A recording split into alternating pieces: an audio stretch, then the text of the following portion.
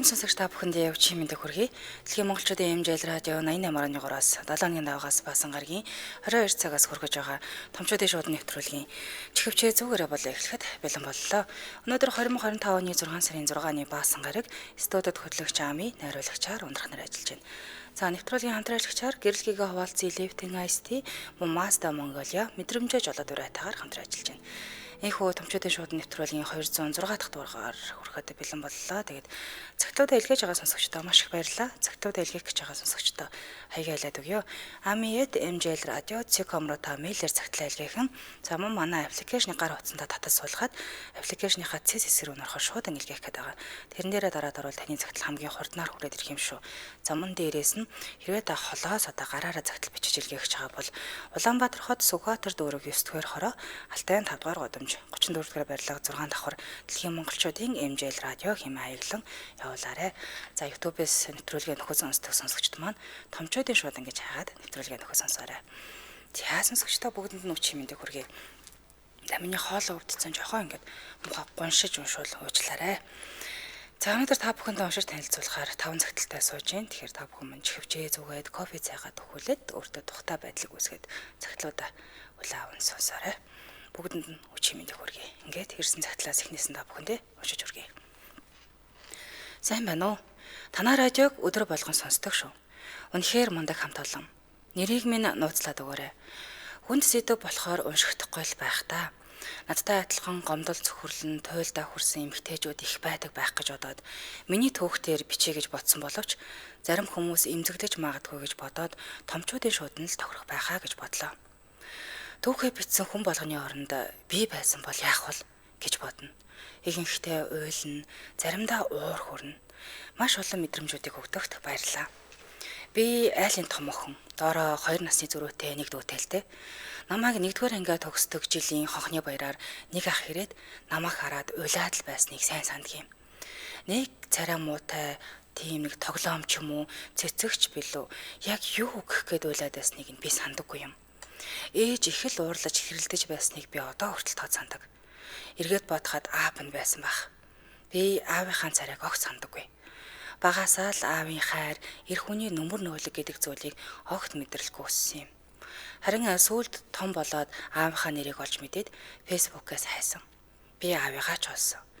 Тэгээд чат бичсэн боловч том охин нь надтай чатлсан юм. Тэгсэн тэр охин надаас 2 насаар дүү юм байна лээ л дээ.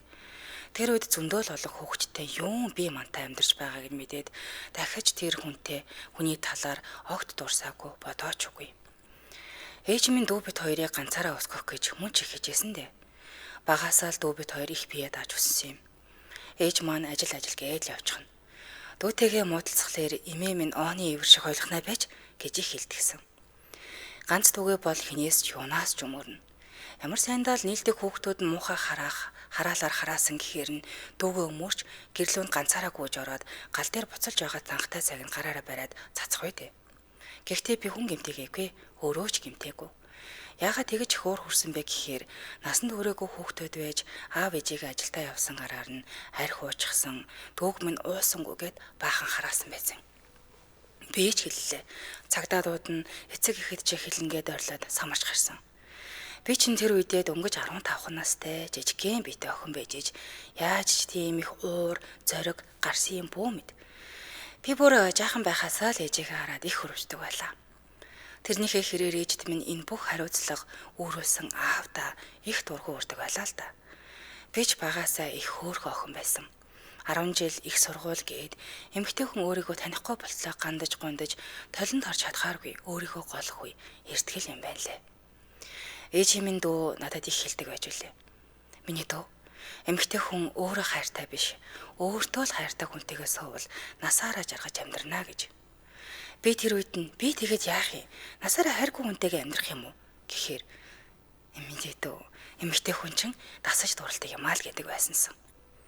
Энэ үг үнэхээр үнэн. Эмэгтэй хүн дасаж дурлалдаг. Ямар ч царай муутай залуу хичнээн сайхан хүүхэн аваад суух чадaltaй гэж үнэн шүү. Охиныхаа аавтаа фэйсбүүкээр танилцаад эхэндээ тоодоггүй байлаа. Гоё үгтэй чат чинь ажлаас ирж авч гэрт хүргэж өгөх мэдрэмж үнэхээр хорвоо дэлхий дээр эр хүний нүмер нөөлөг уушиг түшигтэйг нь охиныхаа аваас л анхудаа мэдэрчүлээ. Миний охины аав тийм царайлаг биш ч их нүдэн дулаахан. Би хүний урам хугалж үзээгүй. Цагийн юмэн цагтан хийчихдэг. Их л хөдөлгөөнтэй охин байлаа л да. Хүнээс юу ч гуйхгүй, өөрөө бүгдийг болгоч өгдөг. Туранхай, өөртөө маш ихтгэлтэй. Энэ зам маань л охиныхаа аавтай уулзснаас хойш ортоос харин байхгүй болчихсон. Би л буултхийн энэ хүний итгэлийг алдахгүй тулд бүх найз нөхөд гээд хинтээж харьцгаа болчихсон. Тийм л их хайртай тасчихсан байсан юм. Тэр хүний төлөө зөв хүн байх ёстой юм байна л гэж бодсон юм. 2020 оны намар би жирэмсэн болсон байсан юм. Тэр үед энэ дэлхий дээр надаас өөр ийм жаргалтай хүн байхгүй байхаа л гэж бодогддог байж лээ. Хаштай хүнийхээ хүүхдийг гаргаж хамт амьдрах мэдрэмжийг бүгд л мэдэх байх. Би ажилласаа гарч гэртээ байдаг боллоо. Би айлын том, нөхөр айлын баг. Яг хамт амьдраад эхлэхээр айлын том багын ялгаа үнэхээр их гарддаг юм байна лээ. Хүүхдийн маань аав их хэрхэлтэй. Би хүнд эрхэлж ч үзээгүй, эрхлүүлж ч үзээгүй. Заримдаа хүүхдийн аавыг загинчихна. Айлын том болохоор цаанаасаа л үнэхээр уянгалж чаддгүй байсан юм. Жирэмсэн боллоо. Хатминда хүүхдийн аавтай хамт амьдарч эхэллээ. Харин энэ үеэс л миний амьдралдаа хийсэн хамгийн буруу сонголт болсон. Тэр хүний сонгосон сонголт юм байна гэдгийг ойлгосон. Дөнгөж төрөөд хүүхдээ аваад эмнэлгээс гарч гэртээ ирэхэд хүүхдээ харж хаад "Хөөе, энэ хүүхэд чи яагаад надтай адилхан царайтай биш байгаа юм?" гэж хэлж байлаа да. Үнэхээр шоконд орд юм байлээ. Хөхсөө байхтай охин байн гулна. "Хүүе, на хүүхэнд чи сүү байхгүй байгаа юм биш үү?" гэж уурлана. Хүүхэндөө сүү оруулахын тулд гурилан боорцог бичээний хіднэ. Тэрнийхээ хэрээр 80 кг болтлоо таргаллаа. Шүн унтна гэж бол байхгүй. Шүнжэнгөө хүүхдээ тэврээд алхана. Шүн хүүхэд уйлбал "Наад нэг яма дугуй алгаачтэй өглөө би ажилтай. Унтаж амраасангүй" гэж уурлана. Манай нөхрийн найзынхаа эхнэр бид хоёр ойролцоод урсан юм л да. Тэрний эхнэрийн хүүх сүү сайтал юм байна. Гэхдээ чинийх яагаад тийм сүү муутай байдгийг гэн. Үнэхээр их тарамжтай. Гэхдээ нэг юм миний хүүхдийг нэмэлтэнд оруулах юм байна л да. Хүүхдэд чи ихийн сүнээс өөр ашиг туштай зүйл байхгүй инээд хэрэг гэн. Гэхдээ би өөрөө ямар сүү баг гаргаад байгаа биш үү? Гэхдээ байна штэ. Сайн унтаж амрах л байсан юм байна лээ. Сүүлд найзынх нь эхнэрээс асуухад ус уугаад унтаад байсан ч гэсэн сүүх ордогоо гэж хэлжсэн. Ингээд нөхрөө ажилдаа авсах хойгоор хүүхдээ харна. Хадам аавд дуртай хоолыг нь хийж өгнө. Хадам аав байн гуйна. Ууж ирчээд л "Хөөе, чи ус хийгээд ир" гэж бөмбөгөнтөл охины маань айлгаж ойрлно, гэрээ цэвэрлэн. Хадам ээжийг эрэхт нь аль болох хөдлөхгүй байхыг хичээнэ. Би хадам ээжтэй үнэхээр хайртай байсан. Бас үр өвддөгч байлаа. Хадам аав 4 хүү гээд л энэ амьдралд хизээш нугарч үзээгүй мундаг эмэгтэй байсан шүү. Яаж юм хэцүү хайртай аав том хүн болсон ч гэсэн ээж гэдэг хүн нас бид хүрсэн хүүгүүд хамгийн бага нь 28 настай шүү дээ. Толгой өвдмөр. За ингээд төр таслая. Хамтран ажиллагчаа танилцуулчаад өргөжлүүлье. За гэрлэгээ хуваалцсан лифтинг ICT. Өнөөдөр та бүхэнд дэлхийн номер 1 цайны брэнд лифтинг ICT-г танилцуулъя. За шинэ төрөл гарсан бэлээ. Энэ нь болохоор манго дамтыг нь танилцуулж байгаа. Зуны халуун өдрүүдэд мөстөө бол бүр их таатай байх болно. За энэ цайн халуун орны шүүслэг манго жимсний амт болон 100% цайны хандны юм агуулмжтайгаа хадгалагч бодисгүй илчлэг багтай.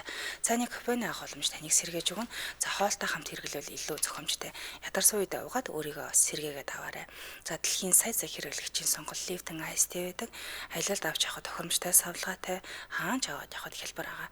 Залуусын сонголт жинхэнэ жимсний 100% цайны хандыг агуулсан лифтинг ICT илчлэг багтай таныг сэргээж өгнө. Ханаас авахыг гэхээр CUGS 25, E-Mart 8 сансар, E-Mall оргил за бүх зүйлжээ дэлгүүрүүдээс худалдаа авах боломжтой байна. Холбогдох утасны дугаар нь 75 75 4-ийг 75 75 4-ийг. За сошиалыг нь лифтинг ICT Mongolia гэдэг харахад ирэх нэ. Баярлалаа хамтран ажилласан гэрлэгийг хуваалцъя лифтинг ICT байлаа. За хамтаа сонсогчдоо баярлалаа. Үргэлжлүүлэн цагтлаа уншия тийм ээ. За хамгийн бага нь 28 настай. Хадам ээжийн ачаанаас жаахан ч болох хөнгөлөх гэж тэр айлд би бэр болж орсон байхаа гэж хаяа боддөг юм. Хүүхдийнхээ аавыг орой орхит нь хоолоо хийж гисэн бүх аяг тавыг нь хангадаг байлаа.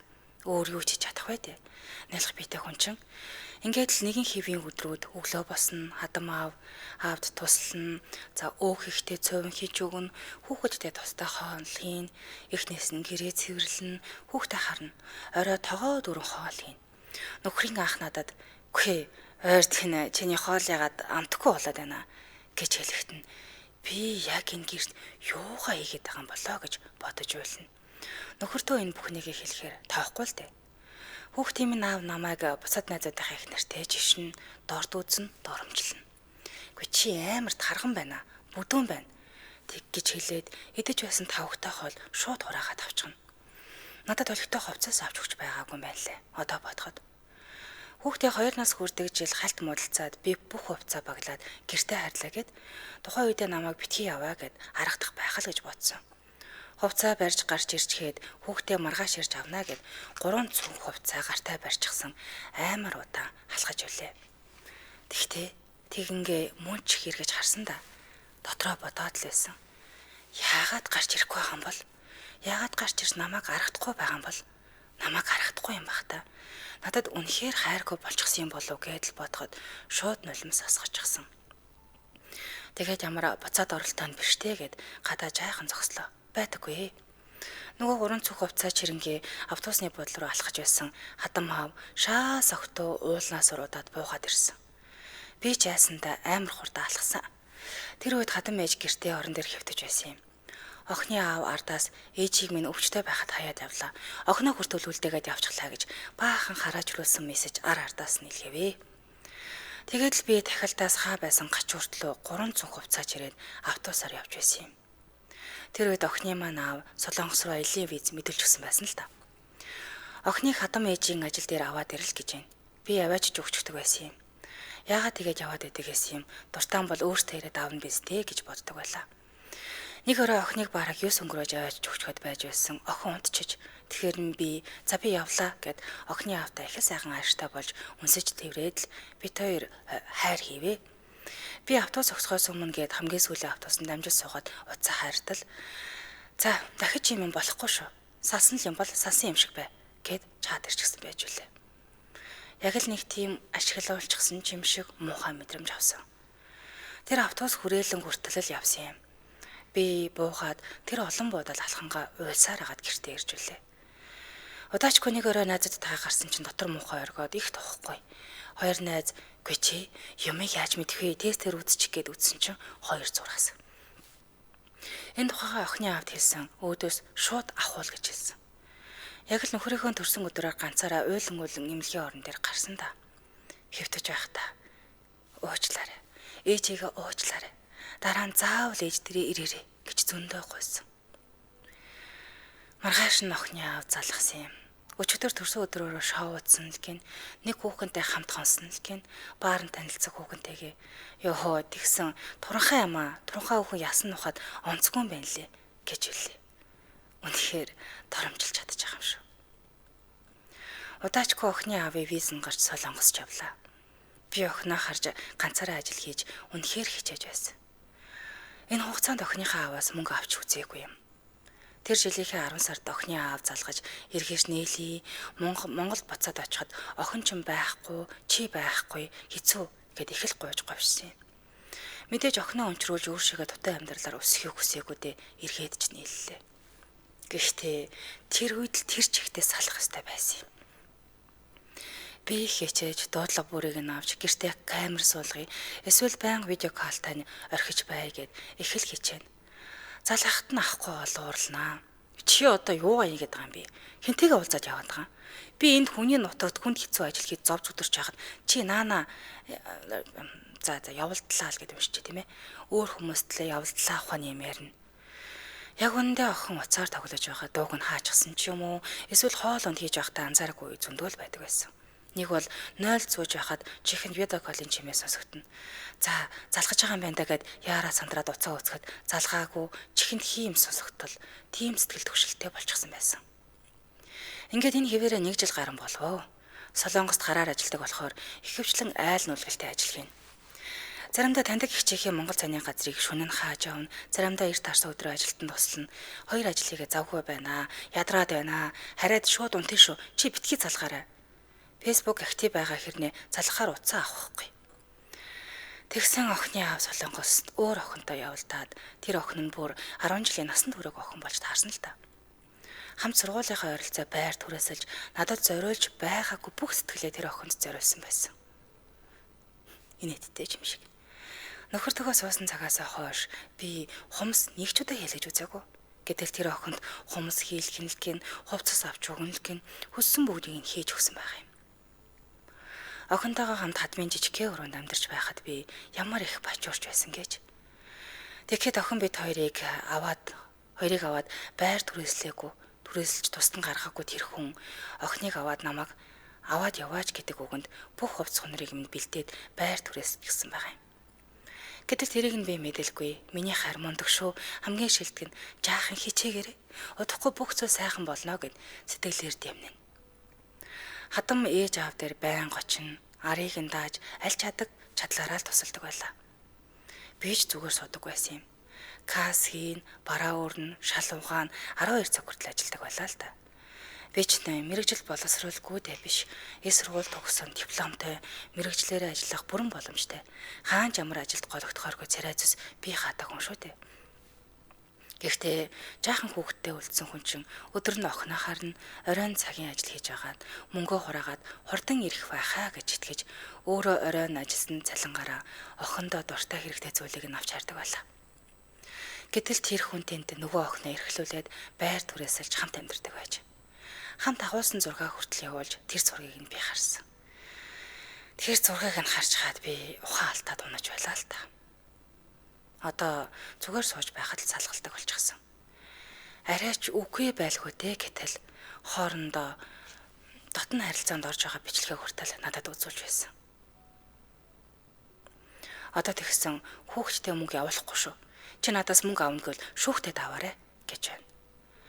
Харалсан хүнтэй шүүхтэлцэж болтгүй юм байна л дээ. Заавал барьж авчирч байгаад ч хамаагүй шүүхтэн гэж бодож байгаа. Хүн үнэхээр их гомдохоор ходоо зангирч илэг хат урддаг юм байна. Намайг хаяад явсан аавдаач би ингэж гомдож байгаагүй дээ. Надад яагаад ингэж хандаж байгаа юм болоо? Би яг юуг буруу хийсэн юм болоо гэж мөн ч олон хоногийг уйлж өнгөрөөсөн доо. Одоо ингэж бичгэд хүртэл хоол онц цус амтагдаж байна. Үнэхээр амар. Миний нэг насны амьдрал сэв сулгасан хүүхдийнхээ аавыг би хизээч уучлахгүй. Зарим хүмүүс хаяа Марта өөрийгөө зовоолоо өнтер гэх л байх. Гэхдээ би ээжигээ бүх ачааг өөрөө өрсөн мундаг эмэгтэй баймааргүй байна. Би харж өссөн ээжигээ өөрийгөө мартадлаа дүү бид хоёрыг гэж амьдрсныг нь зүгээр хайчиж болно л доо. Ганц хүүхэд юу байх вэ те? Хамгийн их зэвүүрч байгаа зүйл бол харалсан намайг чи яаж чаддгийг гэмн гэж хүртэл харааж байсан. Тэгээд дээрэс нь тэтгэмж тогтоолоход аваарай л та харъя л та муу яам ингэж хэлсэн. Тэр үг өт хүртэл биед нь хүрэхээр атардаг гэдэг үстэй. Гэтэл би чинь бүхэл бүтэн хүүхдийг нь гаргаж өгсөн хүн. Бүр зэвүү хүрээд хамаатныхаа хуйлж хасаа зөвлөгөө авсан юм. Тэгсэн барьж авчрах боломжтой л гэж байна. Авчирсан хойно хуулаараа явж болно л гэж байна лээ. Хэтэрхий их зүйл нуршаад та хэдийгээ тавгүй болгож өгөх боллоо доо. Сүүлэн гэж хэлэхэд манай Монголд хүүхдээ ганцаараа өсгдөг мундаг эмэгтэйчүүд маш их байдаг. Гэхдээ өөрийгөө мартадлаа өрөвхтийн төлөө бүхнээ зориулдаг. Гэхдээ байна штэ. Хариуцлага гэж нэг зүйл байх ёстой. Та ганцаараа хүүхдээ гаргаагүй, хийгээгүй. Та ингэж их хичээж байхад нөгөө эцэг шүү ухаантай юм зүгээр л өөр хүүхэдтэй болоод өөр хүүхэд хийгээд жаргаад явдаг.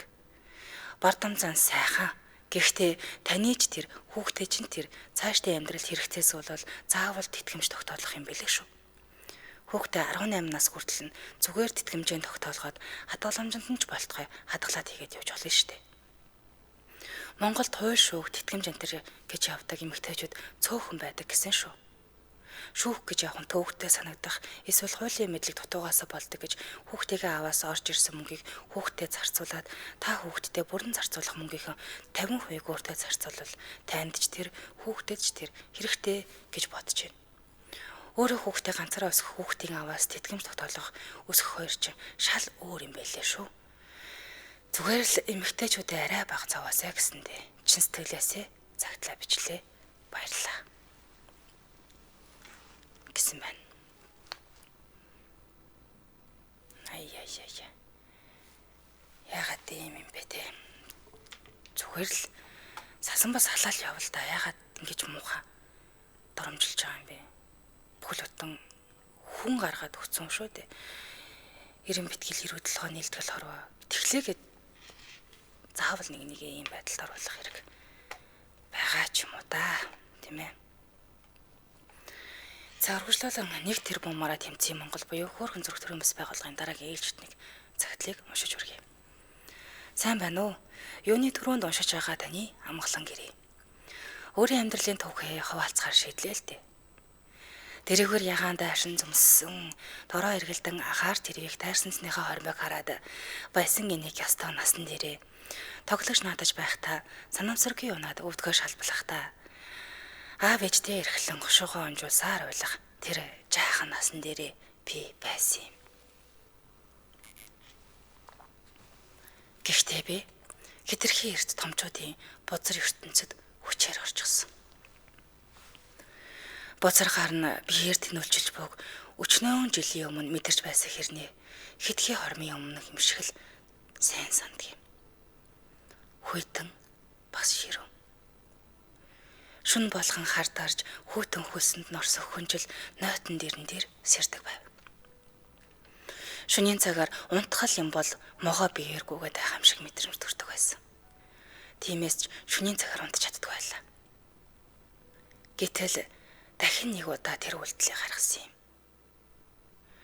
Үнэхээр төвчж чадахгүй аминдаа л хурж хийгээд адын хүсэлт төрсөн тэр өдөр би хайртай бүгдтэй захиа битсэн юм. Одоо бодоход тэр үеийн өөрөөсөө үнэхээр айдаг. Гэхдээ хазар би үнэхээр дотын найзтай хайртай шүү. Өргөлж дэргэд минь байдаг байсанд баярлалаа гэж бичгээд миний сэтгэл санааг засахаар хэтэрхий сайхан үгстэй захиаг над руу явуулсан юм.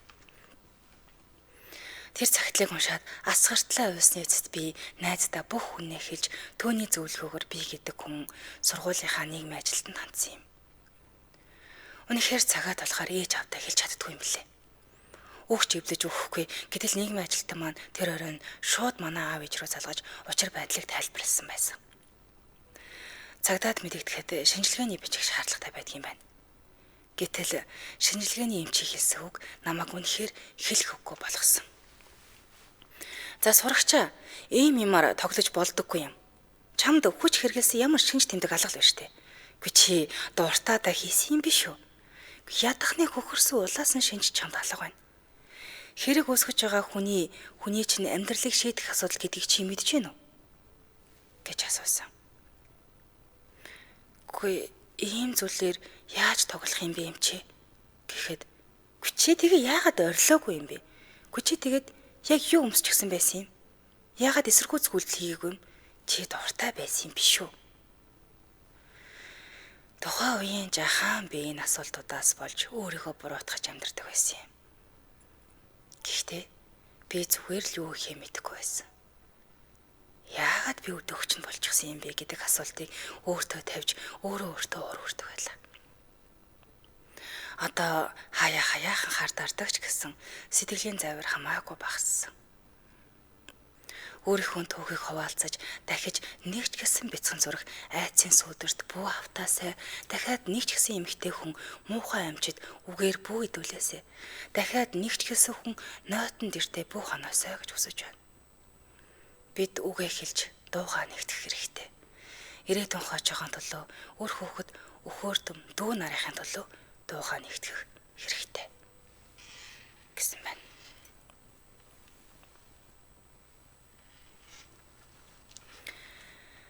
Зөө юм. Зяар урлагийн нэвтрүүлгийн хамтраалагчид хэлэлцүүлчихэд дараагийнхын цагт руу оръё. Нэвтрүүлгийн хамтраалагчаар Mazda Mongolia мэдрэмжээ жолоод урайтахаар хамтран ажиллаж байна. За Bavaria Motors компани 2019 оноос хойш BMW брендийн 2022 оноос эхлэн 105 жилийн түүхтэй Mazda брендийг зарим 2024 оноос Mini брендийг аль биесны дэлгэрээс үйл ажиллагаа явуулж байгаа. За энэ компанийн дунд аврын жип суудлын автомашинуудыг Монгол улсад аль бие усаар нэвтрүүлж баталгаад борлуулалт засвар үйлчлэгээ үзүүлдэг байна. За Жимба Ита энэ нь Японы хэлээр морь ба морьтон хоёрын сашгүй нэгдлийг илэрхийлдэг философи юм байна.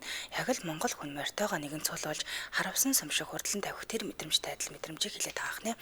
Тэгэхээр Mazda брэнд чулгаач ба машины хооронд яг ийм нэгдлийг бий болгохын тулд инженерчлэл технологийн хөгжлийг тууштайгаар ирэмэлзэн хөгжүүлсээр ирсэн байх нь зөв талтай аргуултээ тэг километрийн гүйлттэй Япон автомашины дундаа үнийн хувьд хямд байгаа. За шинэ автомашин худалдан авахд үнэтэй гэдэг асуудал тулгардгаас болоод хятад автомашин ихээр худалдаж авсаар байгаа. Тэгвэл хятад автомашины үнээр цоо шинэ Япон автомашин худалдаа авах боломжийг олгож байгаа хнэ. Сэлбэг хэрэгсэл засвар сервис үйлчлэгийн бүгд нэг дороо байрлаж байгаа. Олон улсын стандартад нийцсэн үйлчлэгээ болон засварын төвтэй автомашин худалдаж авсан хүн бүрт 2 жилийн үйлчлэгийг эрх бэлгэлж байгаа юм. За автомашинд хийгдэх бүх үйлчлэгийг оригинал сэлбэгээр 2 жилийн хугацаанд үнэгүй хийгээд үйлчилчих юм байна. За дээрэс нь өвлийн шин дугаа бэлгэнд өгч байгаа юм байна. Газраас тэнхлэг хүртэх зайгаараа дундаа өрийн жип дундаа хамгийн өндөр нь юм байна. Туулах чадвар өндөр, тоноглол өндөртэй, бүх суудал нь хална, жолооны хүрдэн ч гэсэн халах юм байна. Хөдөлгүүр амраагчтай буюу зогсож явахдаа унтардаг юм системтэй байна. Бартаа замын болон спорт горомтой, дээврийн нээлгээтэй 360 хэмийн камертай автомат хормосны системтэй ахна. За Boss брендийн дууралтын системтэй гэх мэт байх ёстой бүх тоноглол нагаа гэсэн. Залуус аюулгүй байдлын 5 оттой гэж байна. За үүний санал нь хааж авахгүй 1% лизингийн нөхцөлтэй байгаа. За Монгол орнд хааж авахгүй хамгийн бага хүүтэй дотоодын санхүүгийн байгууллагаараа шийдвэрлэж байгаа учраас зээлийг нь өдөрт нь шийдвэрлээд ингээ өгчих юм байна. Та хүсвэл онлайнаар бас зээлээ судлуулах бүрэн боломжтой хань.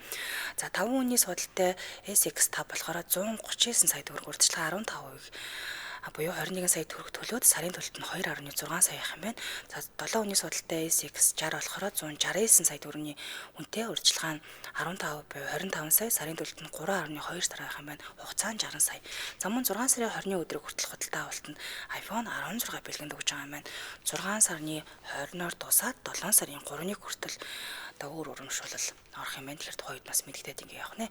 За хаяг байршлын хувьд болохоор Ярамгийн 2 дугаар буудал дээр байдаг Улаанбаатар автоком барилгын Б блок хэсэгт байрладаг Mazda Mongolia үзэсгэлэнгийн танхимаас мөн Тара центр болон Саруул захын гадаах үзүүлэн дээрээс үзэх боломжтой юм байна. Холбогдох утсын дугаар нь 9427 3000 9427 3000 гэсэн дугаар байна.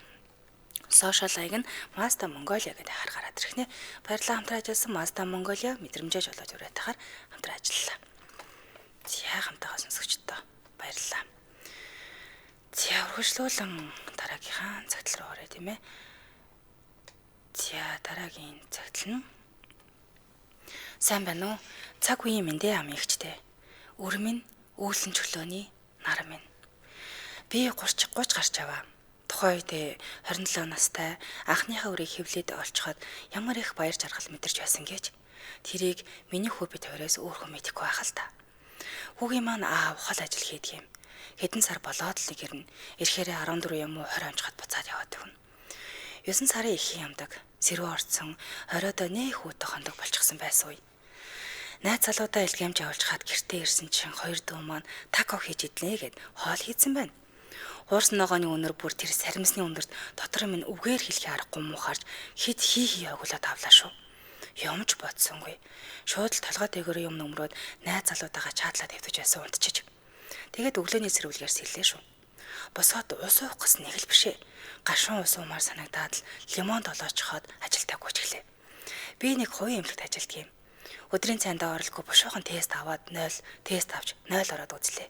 Тотоос тод 2 улаан зураас. Түнлүгээ залгалаа. Үнэн үү? Гэд л утас тас. Эргээ залгасан ихэр татаад уйлж байна. Аргачгүй үсттэй. Надаас 4 насаар ах. Бид хоёр хамт амьдраад 3 жил гарan болж ирсэн өрмөн юм чин. Аргагүй шүү дээ. Ингээд маргааш чөлөө аваад очлоо л гэж байна. Тэгжэл анхныхаа үрээ ирснийг мэдсэн юм да. Бид хоёр эмнэлгээр авлаа. 13-7 хоногтайгээд бүх шинжилгээнүүд өглөө. Хяналтанд дааж хамрагдлаа. Гэхдээ эндээс л бүх асуудал үүссэн. Миний хөө клаб ханд буюу нэг гарны яс дутуу онож илэрсэн. Бас зүрхэн дээр нь асуудал байна л гэж байна. Хоёр нүд нь хит хол гих мэд анхны өрмөн ирчихсэн байхад маш олон болохгүй зүйлийг эмч хэлсэн. Би маш олон эмчтэй хуулзаж хамаг сайн эхото гэсэн эмнэлэг бүрээр үзүүлж авсан. Зарим зүйлийг найз залуутай хэлэлгүй нууж ганцаараа уйлж дуулж авсаар 5 сар хүргэсэн юм. Харин тэр хүн ажиллаа хийсээр л ганцхан л хөгжлийн бэрхшээлтэй хүүхдтэй болно гэснээс өөр ойлголт авахгүй. Яаж тэр бүгдийг хэлэх бэлээ дээ? Би хайхаад байсан юм л да. Сэтгэлээр унаад янз бүр болчих юм болов уу гэж бодсон юм. Тэгээд ганцаараа өөрөө л шаналж үлдэхээр шийдсэн тэр. Хөдлөх бүртэн баярлаж алхаа бүрээ хяндаг. Чанга алхачихвээ. Миний хүү өвдчихвээ гэж дотроо залбирч амьсгал бүртээ юруу шивндэг байлаа. 7 сартаа болоод өвдлөө. Бурхан минь ийм аимшигтай өвдөлт бас байдгаа л гэж бодон орныхоо толгоноос зуурч хаа тонгоо зогсохдоо хүү минь л төрж байвал би тэснэ гэж шивнсээр. Тэр их өвдөлтөнд бас л би ганцаараа тэр хүн ирээгүй. Харин өрмийн орчлонд мэндэлж анхны бөгөөд эцсийн амьсгалаа татаад надаас өөрт явчихсан. Чинсэн хүүхний сүү зангирч өвдөхөд өрмийн хөхөх байсан ангир уургаа хөхөж чадаагүй дээ. Тэрэнд өөрийгөө л буруутгаж би л буруутай юм шиг хоолой дээр хатуу юм тэглэж хүмхийгээ цус шүүртэл зуусан байснаа сүүлд нь анзаарсан. Ямар их гомдол төрсөн гэж. Гэхдээ би хинтээж гомдох үлээд. Би үрээ хүүгээ хизээч мартдаггүй. Зүүдэнд минь үргэлж одоо ч гэсэн ирдэг юм. Үрээ хизээж мартаж чадахгүй байх. Би сөүлд лам зүзүүлсэн чинь байнга бодоод ахаар ахиж хүн болж төртлөө удтгаа л гэсэн. Тэрийг нь сонсоод мартах гэж зөндөө хичээсэн. Даанч бодлоос минь гарахгүй юм да. Хүү минь чи надад асар их төвчээрийг хүний мөн чанарыг таниулаад ботсон ачтай буянтай өршөө. Миний хүү эргээд ээжтэй хүү мөн олж төрөөрэй. Ээж нь өөрт байгаа өөрөөсөө гарч болох бүх хайраа чамд өгөх болно.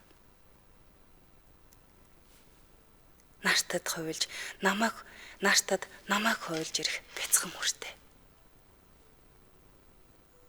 Баярлалаа хамигч.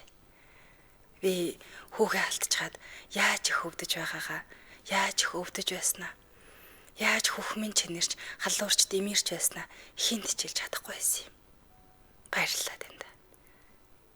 Өөр минь утгагүй ээжтэйгээ баяртай уулзнаа гэж итгэж байна. Чамааха хүлээж байна шүү.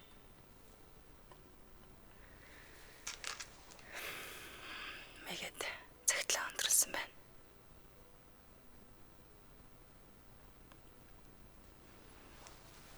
Баярлалаа. Цагтлууд айлгадаг сонсогчдоо өнөөдөр 5 цагтл унших байсан боловч би яг 3 цагтлыг л уншиж хүргэлээ. Тэгэхээр цагтлыг нь уншиж амжаагүй сонсогчдоос бас хөлцөлөөч. Нэвтрүүлгийн манд цаг нар ингээд богино байдаг болохоор тааруулаад уншиж байгаа юм шүү. Гэхдээ ямар ч хэсэн нэвтрүүлэг зогсдол ирсэн бүх цагтлуудыг нэгийн чөлдөөлгүйгээр уншиж дуусгана гэдгийг хэлээ тийм ээ. Энд хүргээд бас нэвтрүүлгээ өндөрлөе. Өнөөдөр хамт байсан сонсогчдоо бүгдэнд нь баярлалаа. Студид хөтлөгч Хами, найруулагчаар өндрөх нар ажиллалаа. Нэвтрүүлгийн хамтран ажиллагчаар гэрэл хуваалц Элев Тэнгайсти, Мумазда Монголиа байлаа. Мэдрэмжээ жолоод дуратаар та бүхэн амралтын өдрүүд ая тухтай сайхан өнгөрцгөөрэй. Ирэх таваа гарагт иргэн баяртахаар уулзцгаая. Сайхан амарцгаарай.